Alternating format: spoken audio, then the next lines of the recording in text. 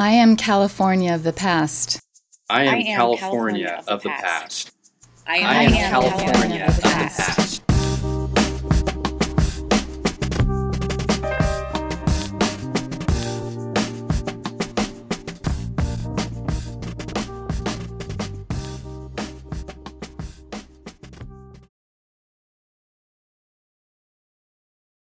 My name is Tracey Ledel, and I grew up here in Pacifica. I really want to tell my parents' story, and their story, I consider them to be Pacifica's greatest generation. And I think their story really exemplifies the story of a lot of people who were the original owners for the homes here in Pacifica. My father was in World War II. He dropped out of high school to join the Navy in World War II and served on an escort ship in both the Atlantic and the Pacific during World War II. They met after World War II was over, and although they had grown up in the same neighborhoods in the Midwest, in the Quad Cities, and married rather quickly, as many young couples did, after only knowing each other for 7 months. And a year later, had my brother. They married. My mom was going to keep it a secret, as many of the girls in nursing school did, because nursing students were not allowed to marry. The news got out, and she was kicked out of nursing school. So she never completed, never became a nurse. And they were tired of the Midwest and dreamed of coming to California. Well, their opportunity came when United Airlines was recruiting. They were a really burgeoning airline and growing rapidly, and they were recruiting mechanics and people to work at their West Coast maintenance base here in the Bay Area. My father passed the aptitude tests with flying colors and was hired. They took every weekend for driving trips along the coast to find a place they wanted to settle. When they were driving around the coast, they came upon a beautiful valley that was basically a large artichoke farm. There was nothing there, and they decided it was the perfect place for them to live. And fortunately, the real estate developer, Mr. Odstad, planned a development and built the first Odstad Lindemar ranchers, the tract homes that post-war generation came and bought in the mid-50s. And my parents were one of the set of original owners who came and bought a home in Lindemar, and on Lindemar Boulevard, as a matter of fact.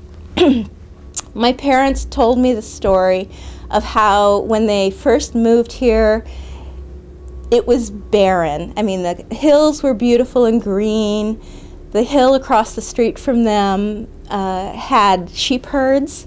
There was still an existing artichoke farm about a block and a half from us, but that the homes themselves didn't have any plantings. It was like any new development. There were no plants. But my father was a mechanic for United Airlines and commuted over there with many of his colleagues. They had carpools, and they would sit and argue about politics, all these World War II vets. My father was liberal, my parents were staunch Democrats, and he would argue with the conservatives as he drove over there. They also lived here and saw all the development of the hills and building of the later tracks. They called it Fertile Valley, because after a year or two, it seemed that every woman who lived there was pregnant. And my mother said everyone you ran into was pregnant. There were all these pregnant women all over the valley, which was kind of hard for her at first, because she had been told when they tried to get pregnant after my brother that she could never have children, any more children, that they tested her and decided she was infertile. She and a friend operated an ice cream store at the front, which is the shopping center that's at the front of the Lindemar Valley. But while she was doing this, she started becoming very ill and very nauseated, and finally went to the doctors about to see what was going on, and lo and behold, she was pregnant with me, which fortunately for me was a very happy surprise for them. So my father was one of the early surfers in the area. When surfing became popular, he made his own surfboard And he was out there in his 30s and 40s surfing with some of the young kids that were out there. And he and my brother would go surfing together, and so he was part of that culture starting out. He was also a bit of a rebel. He had long hair and a big bushy gray beard when none of his cohorts had them. So he was always seen as a rebel. He worked for United Airlines for the rest of his life, as did many of the people who lived in Lindemar and lived in Pacifica. At the time, United was a wonderful organization to work for. And my father was very involved in the union at United Airlines, and that was a significant history. He was a union rep, and actually during the Vietnam War, I think it was 1969, there was a very bitter strike that went on for weeks, maybe as long as a month. And as the union rep, he had to escort workers across these very bitter and vocal pickets, because United had a contract with the government to provide service for the government planes, and the union workers had agreed to uphold the government contract during the war. So he had to physically escort workers across the picket lines so that they wouldn't get attacked, because they were upholding the government contract.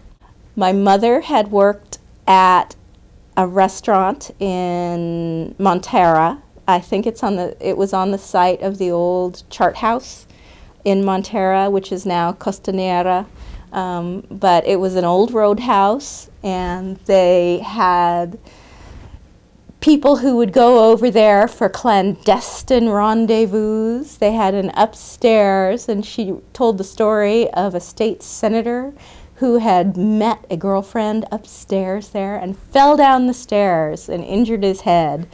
And it was all very scandalous because he was there with his mistress. As my parents aged, my father unfortunately became ill at a fairly young age, and he passed away when he was only 57, and that was in 1980. And my mother passed away in 1990, and so she was young too. My brother also died in 1999, so I'm really the only one left to tell the family story. So I felt it was really important to tell their story.